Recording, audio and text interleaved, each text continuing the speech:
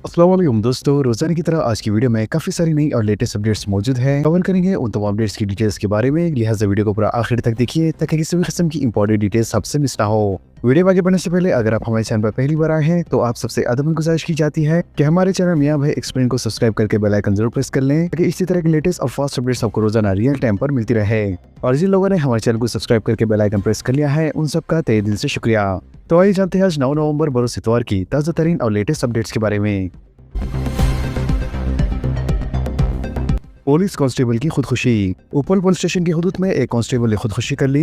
जराये के मुताबिक मल्लिकार्जुन के रहने वाले 42 साल श्रीकांत का साल 2009 में महकमे पुलिस में तकर्रुर हुआ था, लिहाजा वो इस वक्त फिल्मनगर पुलिस स्टेशन से वाबस्ता बताया गया है, जबकि बाज़ वजूहत की बिना पर वो ड्यूटी पर हाजिर नहीं हो रहा था, जिसकी बिना पर इसे नोटिस भी जारी की गई थी। जबकि कल इसने अपने मकान में फांसी ले ली और इब्तिदाई इतलात के मुताबिक माशी परेशानी से तंग आकर इसने ये इंतहाई इक़दाम किया, लिहाजा पुलिस मज़ीद और तहक़ीक़ात कर रही है। डकैती की वारदात में मुलविस शोहर बीवी गिरफ्तार। बेटी की शादी के लिए हासिल कुर्दा खर्च की अदायगी के लिए जुर्म का एतराफ। चिकरपली पुलिस ने एक शोहर और बीवी को गिरफ्तार कर लिया जो अपनी बेटी की शादी के लिए हासिल कुर्दा खर्च अदा करने के लिए डकैती की कई वारदातों में मुलविस बताए गए हैं। लिहाजा मुलजिम की शनाख्त 51 साल ब्रह्मया और 48 साल अंजलि के तौर पर की गई है। वज़ीर पुलिस ने इनके कब्जे से 4.5 ग्राम वज़नी तलाई जेवरात और सोना रहन रखने की रसीद के अलावा मोबाइल फोन जब्त कर लिया।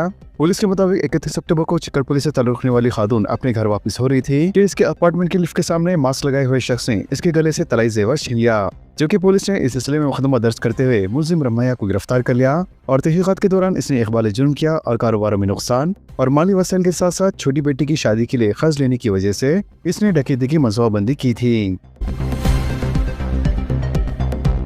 कांस्टेबल की बरवक्त चौकसी, साइबर धोखाधड़ी का शिकार शख्स के 5 लाख रुपए महफूज। Hyderabad city cyber crime police से वाबस्ता एक कांस्टेबल की बरवक्त चौकसी के नतीजे में साइबर धोखाधड़ी का शिकार शख्स के 5 लाख रुपए महफूज रह गए। लिहाजा तफसीलात के मुताबिक रिटायर्ड सरकारी मुलाजिम ने लाइफ सर्टिफिकेट खानगी बैंक में जमा करवाने के लिए गूगल पर बैंक का कॉन्टैक्ट नंबर तलाश किया, जबकि लाइल्मी की वजह से इसे साइबर धोखेबाजों का नंबर हासिल हो गया, जिस पर इसने राब्ता कायम किया। लिहाजा साइबर धोखेबाजों ने खुद को बैंक का अहदेदार जाहिर करते हुए इससे बातचीत की और मुतासरा शख्स को व्हाट्सएप के जरिए एक APK फाइल रवाना करते हुए इसे इंस्टॉल करने की हिदायत दी ताकि इस ऐप की मदद से तस्दीक का अमल मुकम्मल किया जा सके। लिहाजा मुतासरा शख्स ने इस बात पर यकीन करते हुए साइबर धोखेबाजों की हिदायत पर अमल किया और जैसे ही APK फाइल फोन में इंस्टॉल की गई वैसे ही धोखेबाजों ने फोन तक रसाई हासिल कर ली और इसके अकाउंट से 10 लाख रुपए निकाल लिए, जबकि मुतासरा शख्स ने फौरी हैदराबाद साइबर क्राइम पुलिस से राब्ता कायम किया और पुलिस कांस्टेबल श्रीकांत नायर ने national cyber crime reporting portal के जरिए मुस्कुरा शख्स की मदद करते हुए बैंक के जिम्मेदारों से राब्ता कायम किया और 10 लाख रुपए में से 5 लाख रुपए की रकम रोक ली गई।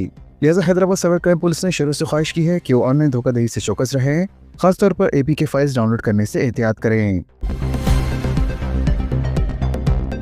कई इलाकों में सर्दी की लहर में इजाफा। रियासत तेलंगाना में सरमा के मौसम ने दस्तक देना शुरू कर दी है क्योंकि रियासत के कई इलाकों में सर्दी की लहर में इजाफा हो गया है। लिहाजा गुज़िश्ता 2 दिनों से तमाम अजला में दर्जे हरारत में नुमाया कमी रिकॉर्ड की गई है, जबकि रात के औकात में सर्द हवा की शिद्दत में भी इजाफा हुआ है। इसके अलावा जिले आदिलाबाद में आजम तरीन दर्जे हरारत 14.7 डिग्री सेल्सियस रिकॉर्ड किया गया, जबकि दीगर मुकामात पर भी दर्जे हरारत इसी तरह रहा। इसके अलावा जहीराबाद में 14.8, शंकरपल्ली में 14.9, जबकि मोइनाबाद में 15 डिग्री सेल्सियस दर्जे हरारत रिकॉर्ड की गई है। वाज़ेह है कि सर्दी की लहर का असर कई अजला में महसूस किया जा रहा है, जिनमें कमालम्बीम, आसिफाबाद, निर्मल, जगत्याल, निजामाबाद, राजश्रीसैला, कामारेड्डी, विकाराबाद, रंगारेड्डी, हैदराबाद, महबूबनगर, नारायणपेट, नागर कर्नूल और यादाद्री भुंगी जैसे अजला शामिल हैं, जबकि शहर हैदराबाद के कई इलाकों में भी दर्जे हरारत में नुमाया कमी देखी गई है। शमशाबाद एयरपोर्ट से वियतनाम जाने वाली फ्लाइट की रवानगी में ताख़ीर, मुसाफिरीन का शदीद एहतजाज। बिजली की खराबी की वजह से हैदराबाद के शमशाबाद एयरपोर्ट से वियतनाम जाने वाली फ्लाइट की रवानगी में ताख़ीर पर मुसाफिरीन ने शदीद एहतजाज किया। लिहाजा ये वाक़या कल रात पेश आया, जिसके तहत मुसाफिरीन ने बताया कि फ्लाइट में तकनीकी खराबी की वजह से इनकी रवानगी में कई घंटे ताख़ीर हुई है। मज़ीद उन्होंने कहा कि यह फ्लाइट कल रात 11:55 पर इस एयरपोर्ट से रवाना होने वाली थी, तहम हफ्ते की सुबह 9 बजे के बावजूद भी ये फ्लाइट रवाना ना हो सकी, जबकि मुसाफिर ने इस गैर मामूली ताग़ीर पर शदीद बरहमी का इजहार किया और एयरपोर्ट में एहतजाज किया। मुसाफिर का कहना है कि एयरलाइन इंतजामिया को इस सिलसिले में शिकायत की गई थी, तहम इस मसले का बरवक्त कोई हल नहीं निकाला गया, जिससे इनको काफी मुश्किलात का सामना करना पड़ा। चीफ मिनिस्टर की सालगिरह, वजीर आजम और वज़ीरा की मुबारकबाद। रियासत तेलंगाना के चीफ मिनिस्टर रेवंत रेड्डी की 8 नवंबर बरस हफ्ते के दिन सालगिरह की तकरीब हैदराबाद के अलावा रियासत भर में कांग्रेस कायदीन और कारकुनों की जानिब से बड़े पैमाने पर मनाई गई।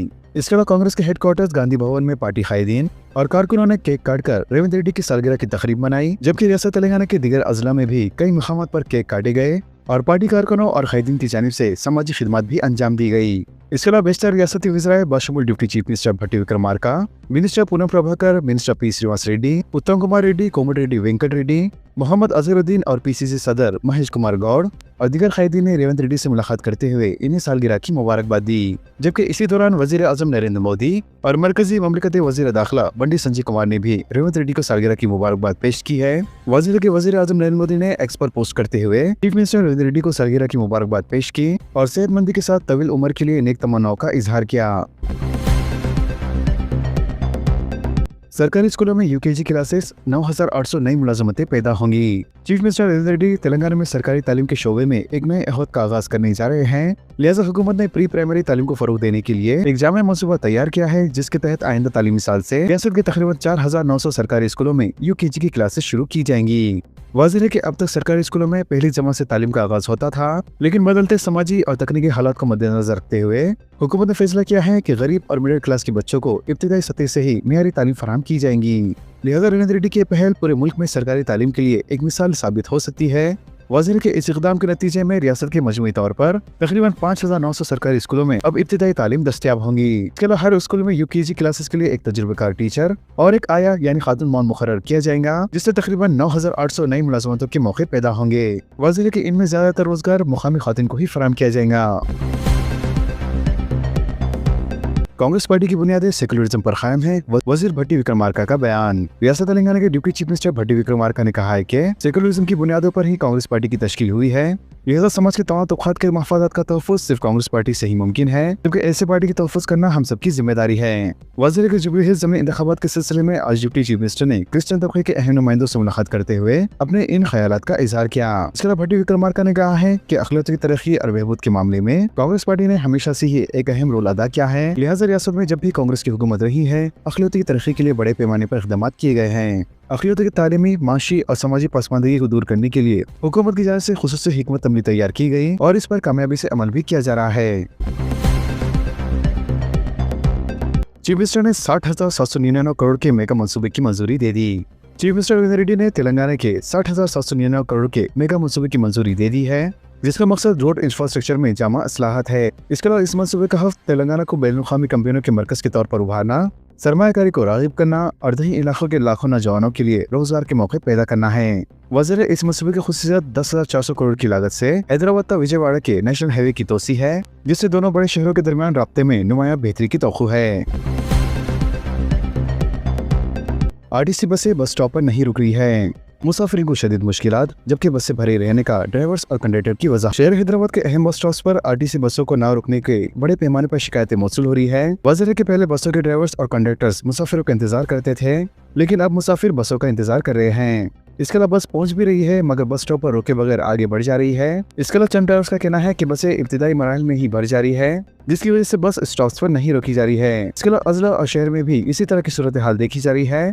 माज़ी के बनिस्बत रात के औकात में बसों की तादाद में नुमाया कमी होने की वजह से मुसाफिरों को सड़कों पर मुश्किलात का सामना करना पड़ा। इससे पहले बसों में सीटें भरने का तनासुब 65% था, जो कि अब बढ़ के 95 से लेकर 97% हो गया है, जबकि ऑर्डिनरी और एक्सप्रेस बसों में इसका तनासुब 110% तक पहुंच गया है। देहातों और कस्बों से आने वाली बसें शुरू में ही भरती हैं, जिसके बाद देहात के लोगों को भी सड़कों पर इंतजार करना पड़ता है। इसके अलावा शहर हैदराबाद में कई बसें स्टॉप्स पर रुके बगैर ही आगे जा रही है। पहले उपल और एलबी नगर रोड पर हर 2 या 3 मिनट बाद बसें आया करती थी, लेकिन जबकि अब हर 15 मिनट या आधे घंटे पर भी बसें नहीं आ रही हैं। इसके अलावा मुसाफिरों को बसों की बरामद के बारे में मालूमात फराहम करने के लिए आरटीसी की जानिब से मुतारिफ कराई गई गामीम ऐप एक उलझन बन गई है, क्योंकि डिपो सतह के अहदेदारों की नाक़िस निगरानी और सॉफ्टवेयर के मसाइल की वजह से गलत इत्तलात मौसूल हो रही है।